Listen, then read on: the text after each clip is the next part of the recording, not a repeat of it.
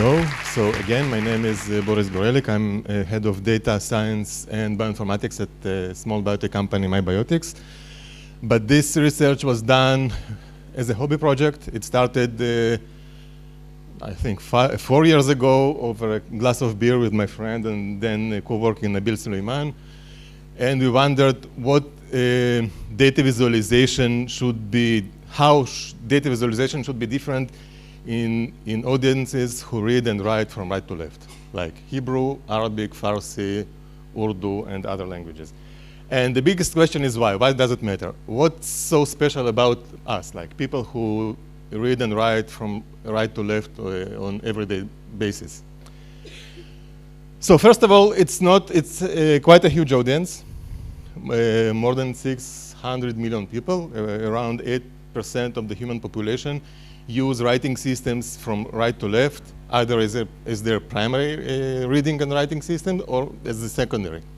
Okay, so it's a big population. And the question is, does the reading direction matter?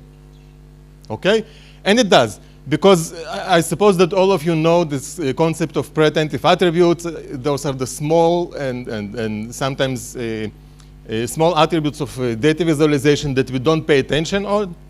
But small changes in a graph can make a very big difference in how we interact with the graph and how we understand the graph. So it can be, we can improve data accuracy. Apropos speaking of evaluation, we can improve interpretation accuracy by changing the colors, and we can also create deceptive data visualization by small changes. Okay, so pre-attentive attributes is quite an interesting and important thing, and we know that there is a lot of study about data visualization in general, but there is almost no studies about data visualization in audiences who write from right to left. I think that those are the only papers that I could find that talk about the visual perception of people who read from right to left, mostly Hebrew and some Arabic speakers. And the most recent one was from 1989, okay? So it's about time to do another research. And also we had a very good beer, so yeah. So the question is, does the reading direction matter? And so it does, so spoiler, it does. But why it matters? So if I ask you this question, which circle is bigger, it's no-brainer. It doesn't matter if you read from right to left, from left to right, from top to bottom. The black circle is bigger, and on this graph, the black circle is above the white one. But what about this line? Is this line increasing or decreasing? So to answer this question, you have to decide when the line begins. And for most of the human population, it doesn't matter. I mean, it's again, no-brainer. We read from left to right. So the line begins on the left. That's why this line is increasing. Okay, no problem. However, if we switch to Hebrew, and Arabic, or Farsi, and we ask the question, which circle is bigger, it's again no problem. The black circle is bigger, and here the black circle is above the white one. But what happens now? So one way to approach the question is, okay, yes, we read from right to left, but numbers are written from left to right. That's why this line increases. Okay, it's only one possibility. Another possibility is that our eyes work from right to left now. Okay, we read from right to left, so our line begins on the right and ends on the left. That's why this line is decreasing. Okay, and again, we can put some numbers and we can explain people. You see, numbers are always read from right to left or from left to right, I'm sorry. But we are talking about pre-attentive attributes. We want to understand how people see this line pre-attentively.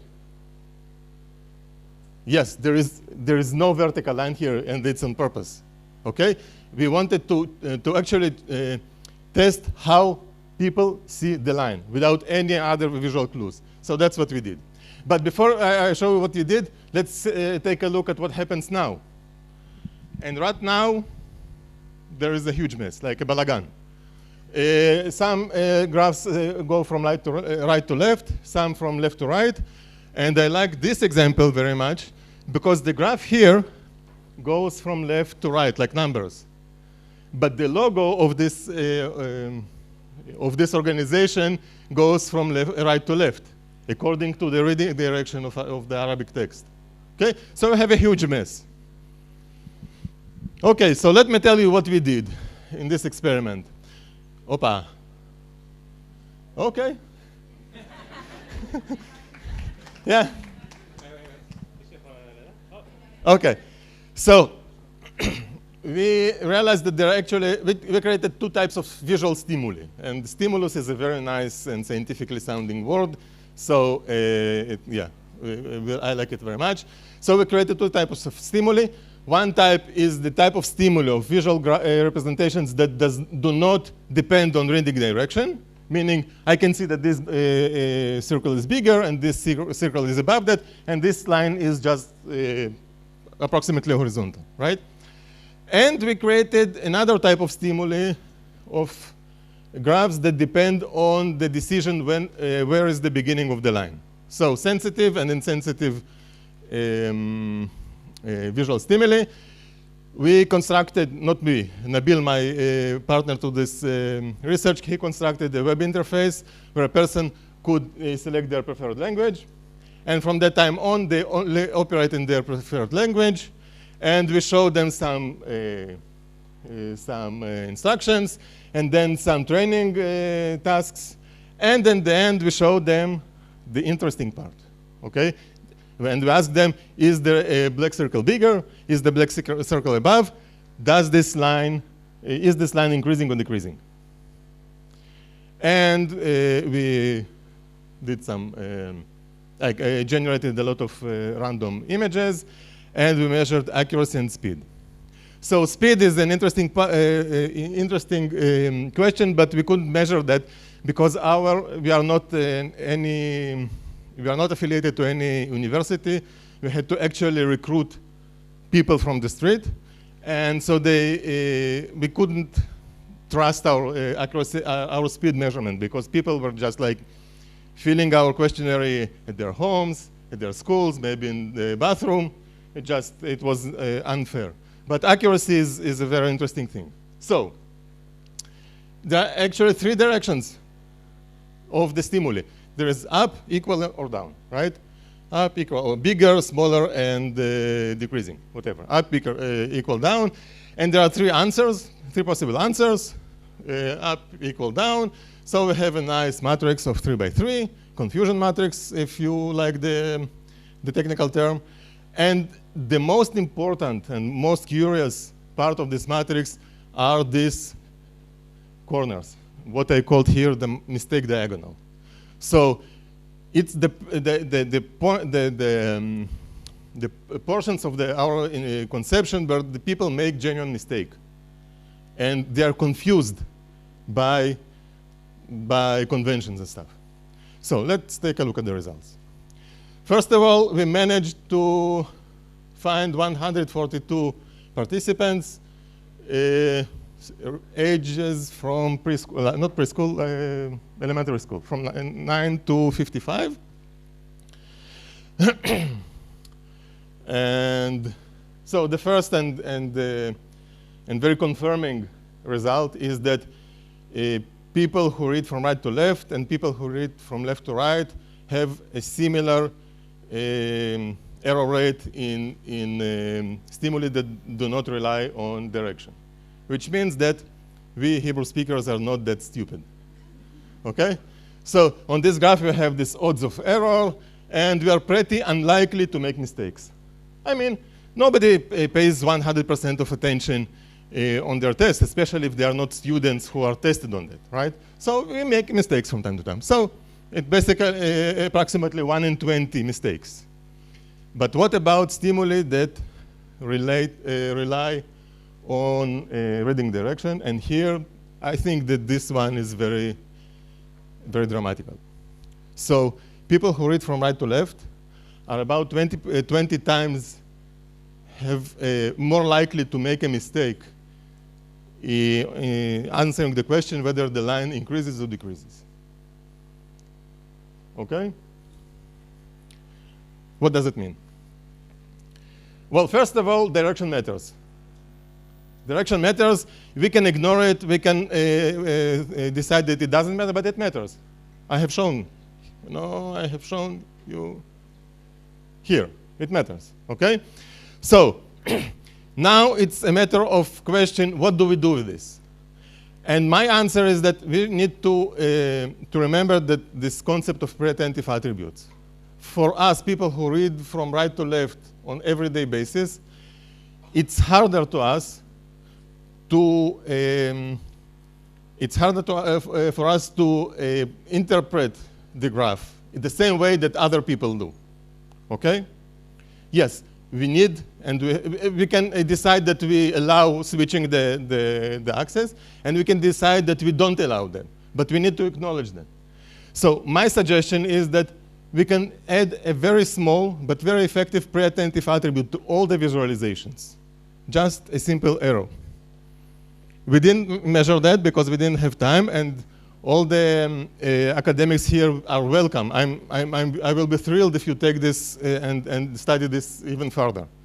So we can add an arrow, and now I think that the visualization will be much more effective. Also, I know that there is a current work done in the Standards Institution of Israel in collaboration with the Unicode Consortium to standardize visual representation in languages like Hebrew. So let's see and let's wait and see what they will do. And again, if you have any questions for me or for Nabil, my partner, you have our emails here. The results, we have some more results on this site. It's still a draft. I mean, it's only 4 years, so we didn't have enough time to complete it. But go visit and contact us, and thank you.